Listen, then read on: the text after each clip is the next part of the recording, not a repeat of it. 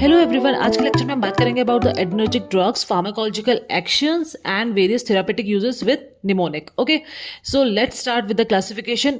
It is divided into directly acting, indirectly acting and mixed action. देखो, directly acting में क्या होता है कि जब भी जैसे नॉर एड्रेनालिन सिंथेसाइज हुआ, हमने देखा था वो डायरेक्टली अल्फा और बीटा रिसेप्टर्स जो कि एड्रेनर्जिक रिसेप्टर्स है उन पे एक्ट करके अपना रिस्पॉन्स शो करेगा. ठीक है, उस कैटेगरी में हमारे पास दो ड्रग्स होती हैं. कौन कौन सी?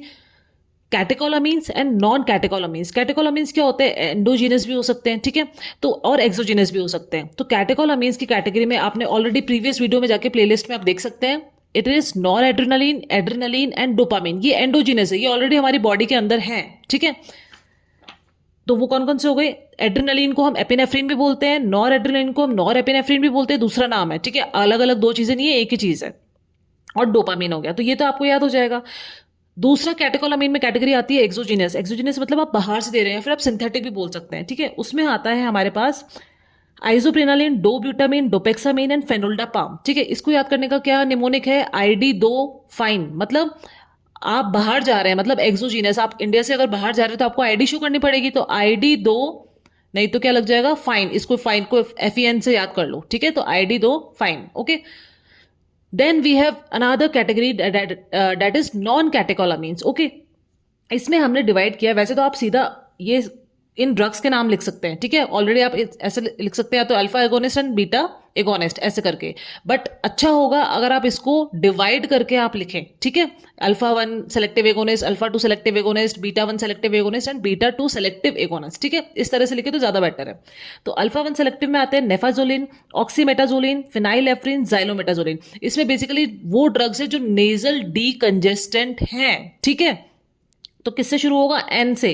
तो आपको नेजल डीकंजेशन, नेजल कंजेशन पसंद है? किसी को पसंद नहीं है अगर नेजल कंजेशन हो रहा है तो. ठीक है, तो नॉप मतलब नहीं, और नहीं को क्या बोलते हैं? क्रॉस. ठीक है, तो nop x is the mnemonic for this. Okay, now alpha 2 selective agonist में आपके पास आते हैं apraclonidine, brimonidine, clonidine, dexmedetomidine. Okay, and also alpha methyl dopa. तो इसका निमोनिक हो गया ABCD. ओके, ऑल्सो लोफेक्सिडिन भी एक नई ड्रग आई है जो कि क्या होता है? ओपियोइड के विड्रॉल सिम्टम्स को क्या करती है? ट्रीट करती है. ठीक है, और टिजानिडिन क्या है? Skeletal muscle relaxant. ओके, तो अगर आपको इनको भी याद करना है, लिखना है, और वैसे अच्छा ही होगा अगर आप इसको याद करें, तो आप कैसे पूरा निमोनिक क्या बनता है? ABCD to learn. Okay, coming to next, beta 1 selective agonist. इसमें एक ही है जो कि क्या है? प्रीनेटिरलॉल. ये क्या होता है? It is use to reverse beta over doses. Beta blocker की जब ओवरडोज हो जाए, ठीक है, अगर बीटा ब्लॉकर की ज्यादा डोज हो गई, ठीक है, तो उसकी जो सिम्टम्स है उसको रिवर्स करने के लिए as a reversal agent use करते हैं हम किसको? प्रीनेट्रॉल. और ये एक ही एजेंट है इसमें. ठीक है, फिर है बीटा 2 सेलेक्टिव एगोनिस्ट. उसमें आपके पास क्या क्या है? फॉर्मेट्रॉल, सेलब्यूटामॉल, सेलमेट्रॉल एंड टर्ब्यूटालिन. आप इसको याद कर सकते हैं फर्स्ट. ठीक है, फास्ट या फर्स्ट की इस फॉर्म में. ठीक है, तो फिर आते हैं हमारे पास indirectly acting agent. Indirectly acting agent क्या करेंगे? या तो क्या करेंगे? इसके रिलीज को इंक्रीज करवाएंगे. ठीक है, खुद नहीं काम करेंगे, इसके रिलीज को इंक्रीज कराएंगे.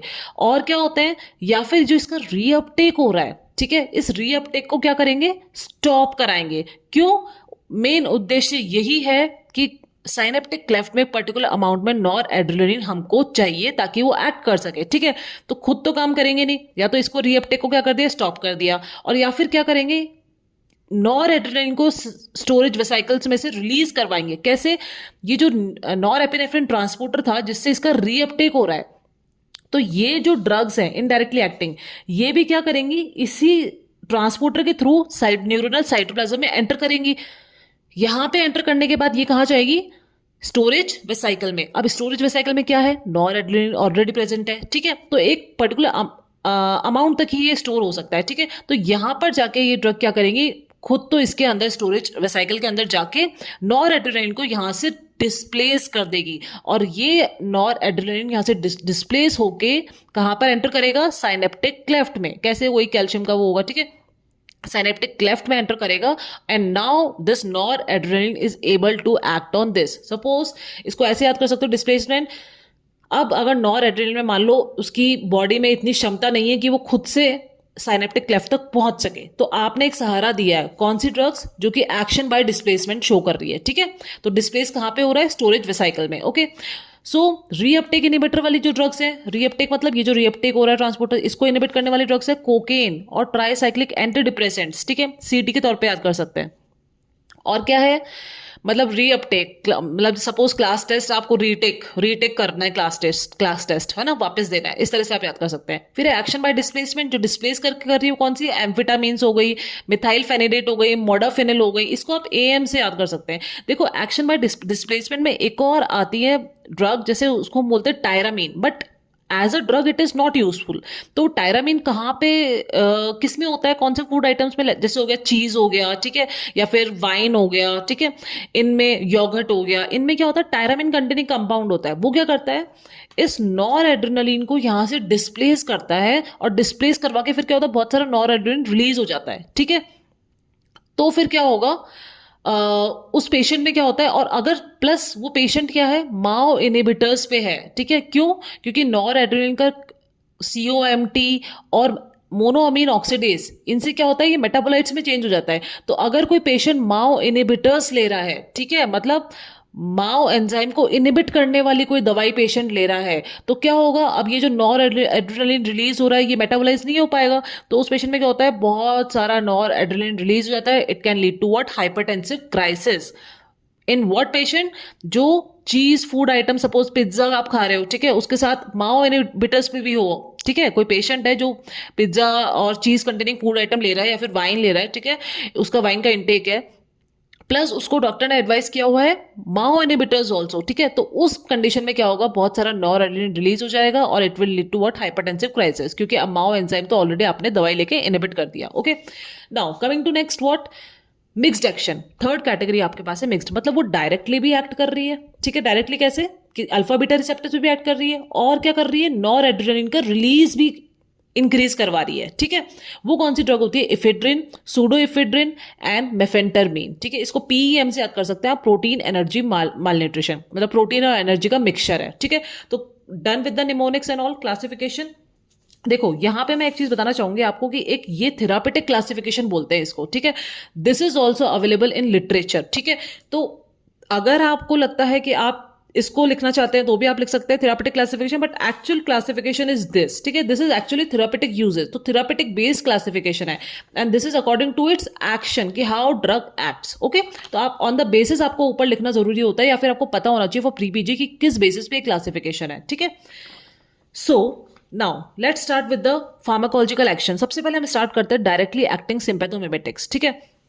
इसमें सबसे पहले कैटेगरी थी कैटेकोलामीन। कैटेकोलामीन ड्रग्स क्या होती है, हाई पोटेंसी होती है, रैपिड ऑनसेट ऑफ एक्शन होता है इन ड्रग्स का, ठीक है, और इनकी हाफ लाइफ क्या होती है, शॉर्ट हाफ लाइफ होती है, क्यों, क्योंकि due to rapid inactivation by monoamine oxidase and COMT enzyme. जो मैंने आपको एंजाइम बताए थे, इनसे क्या होता है, ये जो एंजाइम होते हैं इनसे क्या होता है, इसका रैपिड इनएक्टिवेशन हो जाता है, जिस वजह से इसकी हाफ लाइफ क्या होती है, शॉर्ट हो जाती है, ठीक है। इनका नेचर क्या होता है, पोलर ड्रग नेचर होता है इनका, तो इनका पुअर पेनिट्रेशन है इन व्हाट, सीएनएस, ठीक है, तो ब्लड ब्रेन बैरियर को ये क्रॉस नहीं कर सकते हैं, ठीक है।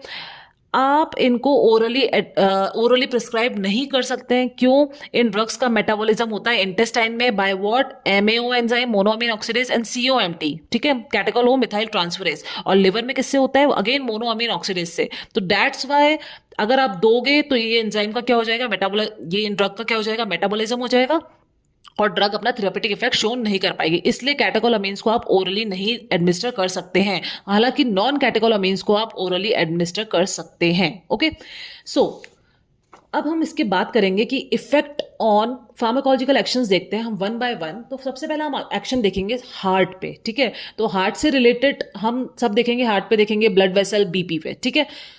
तो देखो सबसे पहले मैं कंसेप्ट क्लियर करना चाहती हूँ कि सिस्टोलिक ब्लड प्रेशर क्या होता है। Systolic blood pressure is what, it deals with what, cardiac output, और ये किसका एक्शन होता है, बीटा 1 एक्शन, ठीक है। और जो डायस्टोलिक ब्लड प्रेशर है, ठीक है, डायस्टोलिक ब्लड प्रेशर किसका एक्शन होता है, it is the action of what, it depends on the state of blood vessel, ठीक है। देखो मैंने रिसेप्टर्स बताए थे आपको, beta 1, alpha 2, beta 1, beta 2 and beta 3, ठीक है। तो न्यूरोट्रांसमीटर के अकॉर्डिंग उनका अपना अपना एक सेलेक्टिंग क्राइटेरिया है कि किस रिसेप्टर पे कौन सा न्यूरोट्रांसमीटर एक्ट करेगा। तो अल्फा रिसेप्टर पे ज्यादा एड्रेनालिन का है, बीटा पे आइजो प्रिनालिन का है, ठीक है। सो तो बीपी का आपको ये समझ में आया कि systolic blood pressure is what increases. अगर सिस्टोलिक ब्लड प्रेशर बढ़ रहा है मतलब कार्डियक आउटपुट ज्यादा हो रहा है। मतलब कैसे, बीटा वन कहाँ पे है, हार्ट पे प्रेजेंट है, तो बीटा वन स्टिमुलेट होगा तो कार्डियक आउटपुट ज्यादा होगा, मतलब सिस्टोलिक ब्लड प्रेशर ज्यादा हो जाएगा। ठीक है, डायस्टोलिक ब्लड प्रेशर की बात हो रही है तो मतलब ब्लड वेसल के ऊपर जो रिसेप्टर्स है उनकी बात हो रही है। ठीक है, ये चीज आपको माइंड में रखनी है। चलो लेट्स मूव टू हार्ट। ठीक है, तो वो हार्ट के जितने भी एक्शंस है वो बीटा वन रिसेप्टर मीडिएटेड ही होंगे। ठीक है, जो भी हार्ट से डील करेगा चीजें वो होगी बीटा वन रिसेप्टर मीडिएटेड, क्योंकि हार्ट पे बीटा वन रिसेप्टर प्रेजेंट है।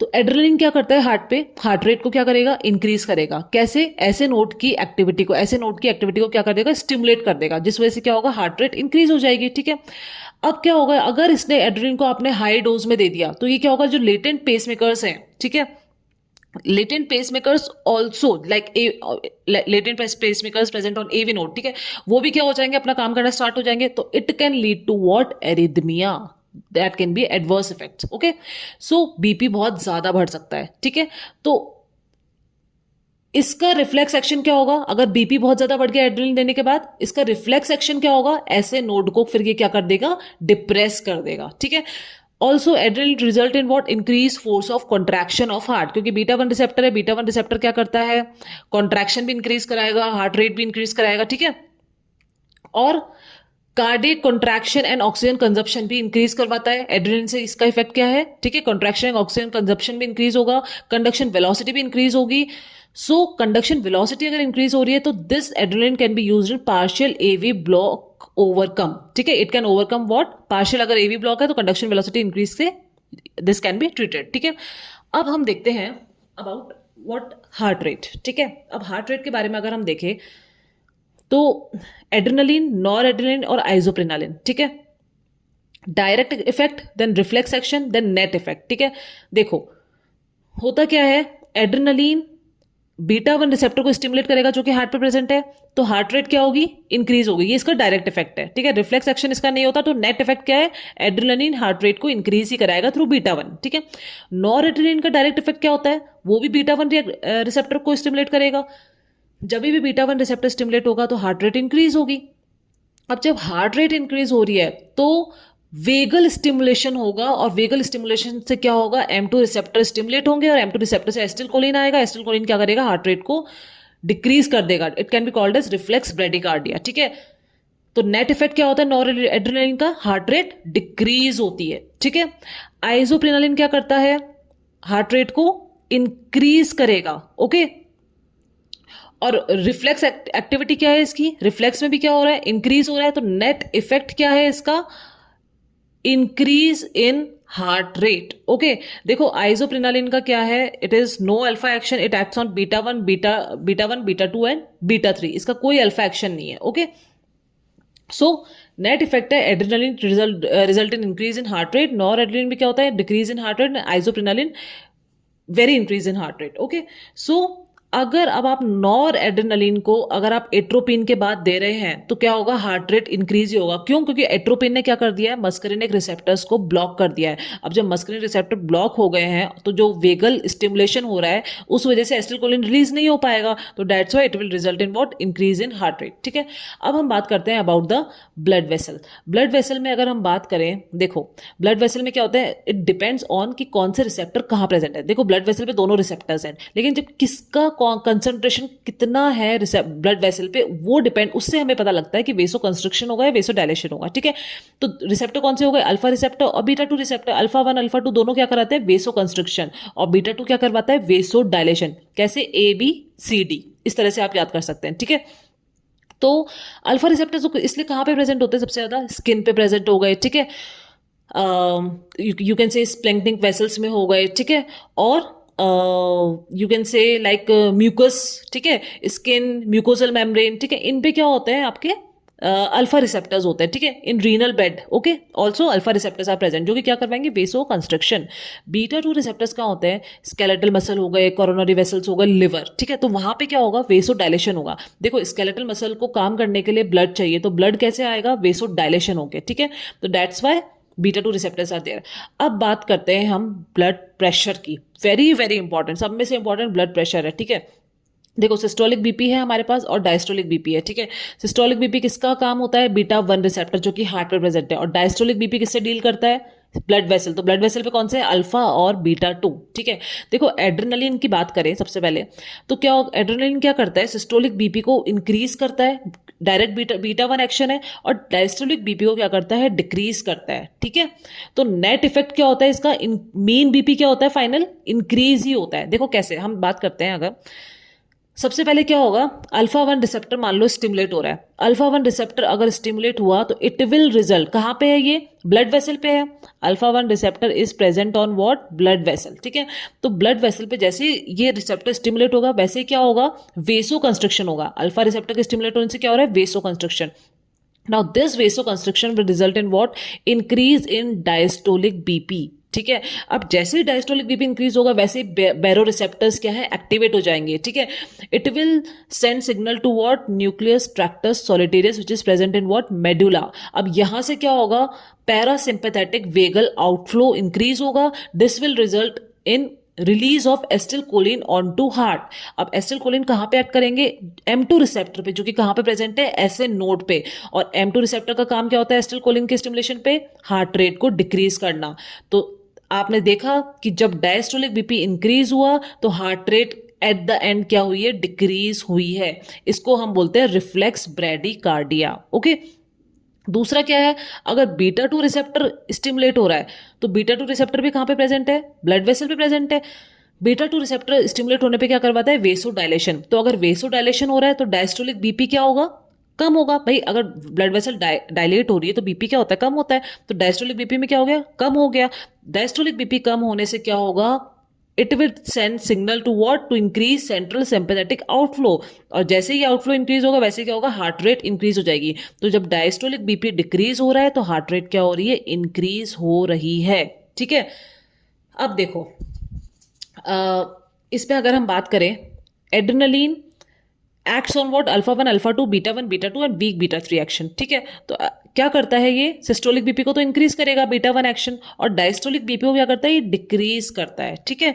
बट क्या होता है, डायस्टोलिक बीपी में ब्लड वेसल पे अल्फा रिसेप्टर भी है, और अल्फा के लिए क्या है, एड्रेनलिन की बहुत ज्यादा सेंसिटिविटी है, ठीक है। तो क्या हो रहा है, बीपी क्या हो सकता है, कम भी हो सकता है और ज्यादा भी हो सकता है, ठीक है। तो जो नेट इफेक्ट है, देखो ये तो बढ़ ही रहा है बहुत ज्यादा बीटा वन रिसेप्टर से, तो जो नेट नेट इफेक्ट है वो क्या होगा इसका, इंक्रीज इन बीपी। क्योंकि क्यों, अल्फा भी रिसेप्टर है, बीटा टू भी रिसेप्टर है, तो बीटा टू से मान लो वेसोडाइलेशन कर दिया, अल्फा से बीपी इंक्रीज ही तो कर रहा है, तो नेट इफेक्ट क्या आया, इंक्रीज इन बीपी, ठीक है। फिर हम बात करते हैं नॉर एड्रेनलिन की। नॉर एड्रेनलिन का क्या होता है, बीपी, सिस्टोलिक बीपी इंक्रीज कर रहा है, डायस्टोलिक भी इंक्रीज कर रहा है। क्यों, क्योंकि बीटा टू एक्शन नहीं है नॉर एड्रेनलिन का, ओनली अल्फा वन और बीटा। तो alpha one alpha to वेसो construction करा रहे हैं, ठीक है, तो बीपी इंक्रीज हो रहा है।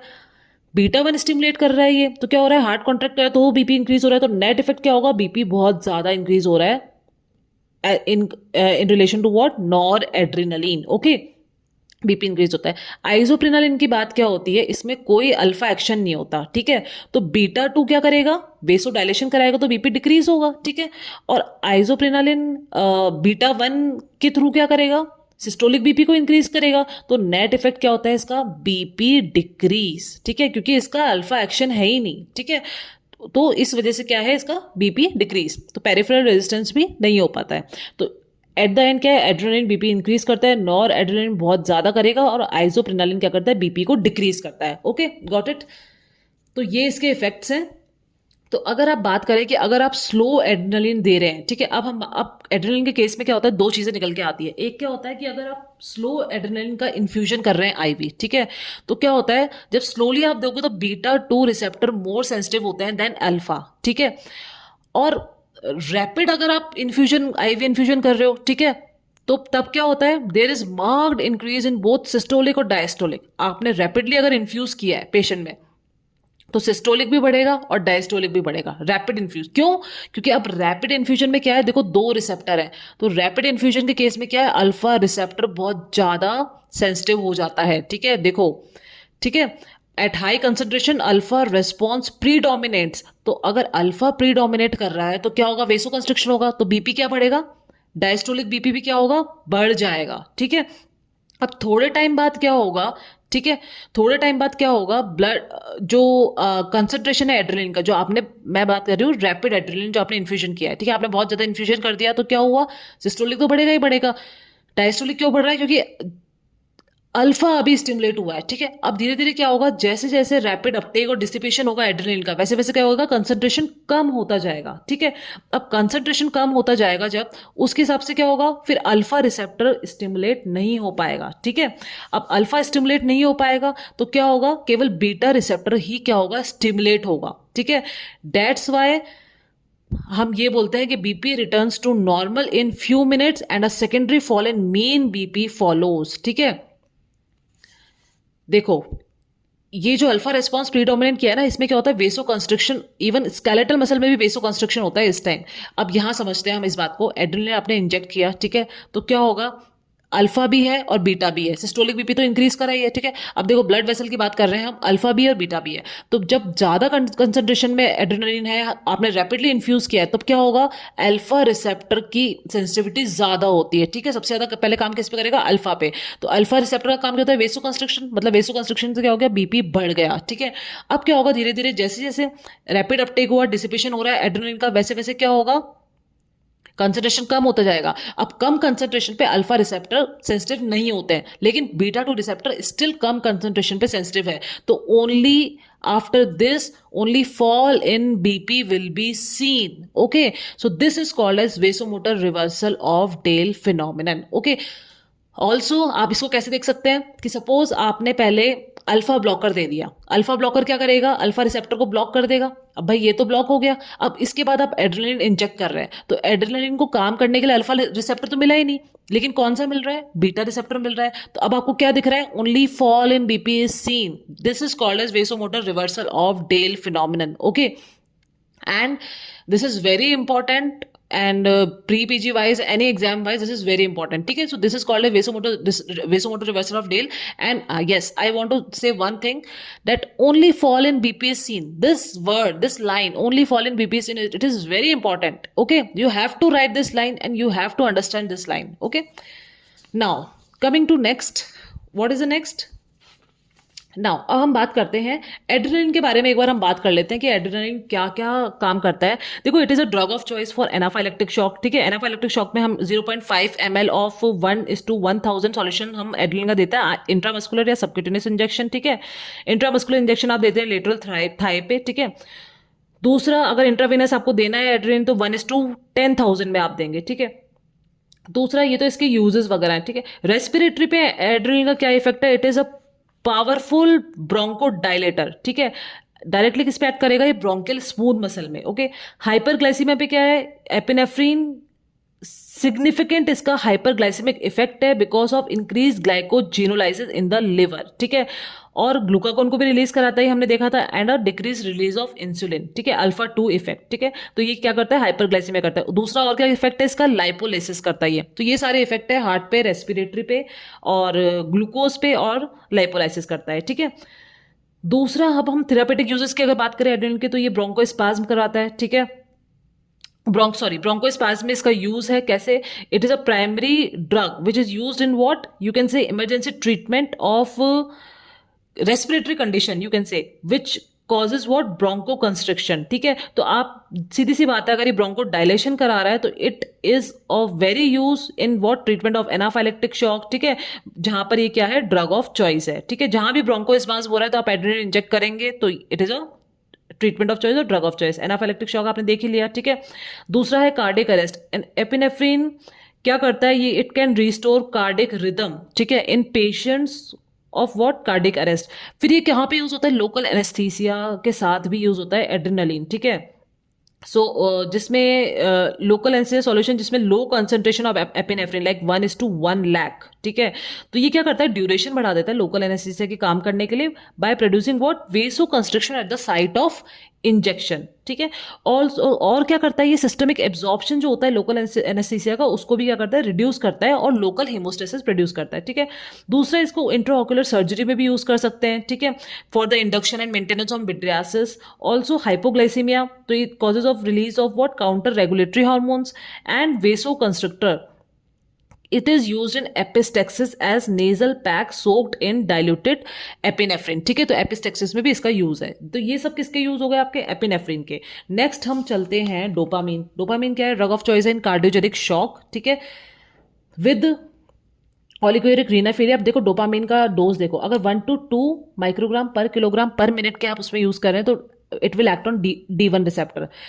2 to 10 अगर डोज है तो बीटा 1 रिसेप्टर पे काम करेगा डोपामीन, और ग्रेटर देन 10 है तो वो अल्फा 1 रिसेप्टर पे काम करेगा। ठीक है, क्या करता है ये? रीनल वेसोडाइलेशन करता है, जिससे रीनल परफ्यूजन इंक्रीज होता है। It maintains what? GFR। Okay, और ड्रग है हमारे पास फेनोल्डापाम। ठीक है, जो कि क्या है? D1 एगोनिस्ट है। ठीक है, it is used in what? Hypertensive emergencies. Done. Then आपके पास एक और ड्रग है जो आपने क्लासिफिकेशन पढ़ी थी, डोब्यूटामीन, जो कि सेलेक्टिव बीटा 1 एगोनिस्ट है, जिसका डोपामिन रिसेप्टर पे कोई एक्शन नहीं है। वो क्या करती है? कार्डियक आउटपुट इंक्रीज करती है with little action on heart rate. ठीक है, अब हम बात करते हैं about what? Non catecholamines. ठीक है, नॉन कैटेकॉल अमीन्स में देखो मेनली जो आते हैं वो कौन सी ड्रग्स आती है? नेजल डीकंजेस्टेंट्स। ठीक है, जैसे कौन सी हो गई? नेफाजोलिन हो गई। ओके, नेफाजोलिन हो गई, और आपके ऑक्सीमेटाजोलिन हो गई। ठीक है, और जाइलोमेटाजोलिन हो गई। ये जो नेजल डीकंजेस्टेंट्स है ये आती है। ठीक है, जब इन ड्रग्स का इफेक्ट सबसाइड कर जाता है तो उसके बाद कंजेशन भी दिखता है। ठीक है, ऑल्सो अगर ज़्यादा यूज़ करोगे तो एट्रोफिक राइनाइटिस आपको देखने को मिल सकता है। ओके, देन आपके पास आते हैं जो ड्रग्स, वो कौन सी हैं? फिनाइलेफ्रिन। ठीक है, फिनाइलेफ्रिन आप क्या कर सकते हैं? एज अ मिड्राटिक एजेंट यूज कर सकते हैं, लेकिन इससे साइक्लोप्लेजिया नहीं होता है। ठीक है, देन आपके पास है मिडोड्रीन, मिथॉक्सामीन एंड मिफेंड्रीन। ठीक है, ये किस में यूज होती है? To increase BP in hypotensive states. Okay, तो बेसिकली ये है कि वेसोप्रेसर्स आप यूज कर रहे हैं, मिथॉक्सामीन यूज कर रहे हैं, मिफेंट्रामीन यूज कर रहे हैं, फिनाइलेफ्रिन आप मिडियाट्रिक एजेंट यूज कर रहे हैं। फिर आपके पास आते हैं क्लोनिडिन। ठीक है, क्लोनिडिन हो गया, और लाइक अल्फा मिथाइल डोपा हो गया। Okay, so these are used in what? Clonidine and alpha methyl dopa is used in what? Treatment of hypertension. हम बात कर रहे हैं इसकी, क्लोनिडिन और अल्फा मिथाइल डोपा, ये किस में यूज होता है? Treatment of hypertension. Okay, also it is used to control diarrhea in diabetic patients, okay, with autonomic neuropathy, prophylaxis of migraine, management of withdrawal symptoms of alcohol, nicotine. Epidurally use करते हैं in combination with opioids for relief of pain, for treatment of ADHD। ठीक है, attention deficit hyperactivity disorder. ठीक है, and torrid syndrome. एप्राक्लोनिडिन और ब्रिमोनिडिन हम topically use करते हैं for treatment of glaucoma. And dexmedetomidine, ये क्या है? सेंट्रल अल्फा 2 एगोनिस्ट है। It is used as pre anaesthetic medication. It is very important, dexmedetomidine. ठीक है, इस पे बहुत लेटेस्ट रिसर्च भी बहुत है इस पे। And it is indicated for sedation of initially intubated and mechanically ventilated patients during treatment in ICU। इसका आपको ध्यान रखना है। ठीक है, लोफेक्सिडिन के बारे में मैंने बता ही दिया कि it is use to decrease opioid withdrawal syndrome. ठीक है, tizanidine is a muscle relaxant. So these are the uses. Alpha methyl dopa is also used in hypertension. ठीक है, प्रीनेट्रोल जो कि क्या है? नॉन कैटेकोलामीन है। Recently it is used for what? For the reversal of beta blockade. Okay, so these are the uses you can say. Indirectly acting, आपने देखा है ये रिलीज कराते हैं, इंक्रीज और डिस्प्लेसमेंट करवाएंगे। सो these can result in tachyphylaxis, मतलब आप रिपीटेड डोजिंग कर रहे हैं शॉर्ट इंटरवल तो tachyphylaxis डेवलप हो जाएगा, मतलब rapid development of tolerance in drugs के साथ देखने को मिलता है। मिक्स्ड एक्शन में कौन से आते हैं? जो कि अल्फा और बीटा को भी स्टिमुलेट करेंगे प्लस नॉर एड्रेनलिन का रिलीज भी इंक्रीज करा रहे हैं। ठीक है, इसमें आती है इफेड्रिन, जो कि मेनली किसमें एज अ डीकंजेस्टेंट और ब्रोंकोडायलेटर की तरह यूज होती है। ठीक है, अब हम बात करेंगे हम इसकी बात कर लेते हैं कि लाइक ये जो थेरापेटिक यूजेस है। ठीक है, एड्रेनर्जिक ड्रग्स के थेरापेटिक यूजेस आप कैसे याद कर सकते हैं? एक निमोनिक है, pharmacology understanding needs classification better and clear guidelines. Okay, देखो, P is for pressure agents, U is for uterine relaxants, N is for nasal decongestants, C is for cardiac stimulants, B is for bronchodilators, A is for anorectics, C is for CNS stimulants and G is for glaucoma. You can से anti glaucoma drugs. ठीक है, तो pressure agents में क्या है? Phenylephrine, ephedrine, noradrenaline, dopamine, मिफेंट्रामीन और मिथॉक्सामीन। ठीक है, इसका निमोनिक है PN, पेन दो मुझे मेरा। ओके इस तरह से आप याद कर सकते हैं। यूट्रिन रिलैक्सेंट जिसको आप बोलते हैं टोकोलाइटेक्स, ठीक है, उसमें आपके पास रिलैक्सेंट का मतलब क्या होता है, आपको रेस्ट करना है, तो आप कैसे रिस्ट, ठीक है, तो रिटोड्रिन, आइजोक्सुरपाइन, सेल्ब्यूटामोल और टर्ब्यूटालिन, इस तरह से आप याद कर सकते हैं। Then we have nasal decongestant, जिसमें कौन को आप, मैंने आपको पहले ही बताया था, इसका वही है कि नेजल कंजेशन किसी को नहीं चाहिए, तो मतलब नो, नॉप, ठीक है, और एन से स्टार्ट हो रहा है, तो नेफाजोलिन, ऑक्सीमेटाजोलिन, फिनाइलेफ्रिन, सूडोइफेड्रिन, जाइलोमेटाजोलिन, तो नॉप एक्स। नॉप नहीं का साइन क्या होता है, क्रॉस, ठीक है। कार्डिक स्टिमुलेंट्स में देखो, कार्डिक वर्ड में क्या है, DIA है, तो इसका मतलब क्या होगा, dobutamine, isoprenaline, adrenaline, DIA, okay. Then we have bronchodilators. Bronchodilators का isoprenaline, formoterol, bambuterol, terbutaline, salbutamol, salmeterol, इसमें आपका क्या निमोनिक है, I found behind the scene, if BTS, IF-BTS, I found behind the scene, okay. Bronchodilator. Anorectics क्या होते हैं, these are anti obesity agents, मतलब if somebody wants to lose weight, ठीक है, तो मतलब ये फीलिंग ऑफ फुलनेस देते हैं, ठीक है। इसको आप याद कर सकते हैं, mnemonic, a small food delight, मतलब एम्फेटामीन, सीब्यूट्रामीन, फेनफ्लूरामीन एंड डेक्स फ्लेनफ्लूरामीन, ओके, इस तरह से याद कर सकते हैं। अ स्मॉल फूड डिलाइट मतलब खाना कम खाना है, ठीक है।